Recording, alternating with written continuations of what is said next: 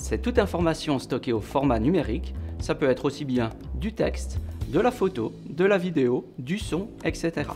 En tout cas, ce qui est important, c'est que ces données ont de la valeur. C'est de l'information qui provient de différentes bases de données qui se trouvent un peu partout sur la planète et dont la valeur ajoutée est générée par des algorithmes qui sont relativement compliqués. Ça concerne tout le monde. On dit que la data, c'est le nouveau pétrole. Ce qui est sûr, c'est que toutes les entreprises en possèdent en quantité plus ou moins importante.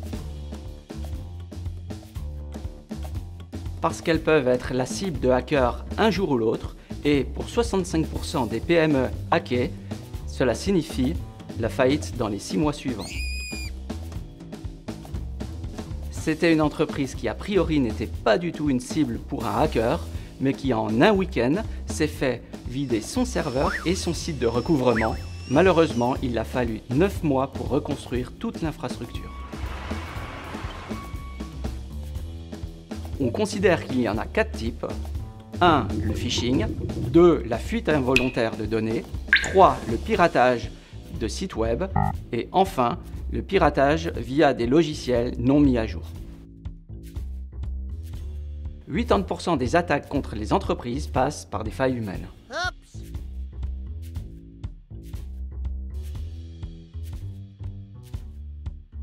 Désormais, toute violation de sécurité devra être annoncée au préposé fédéral.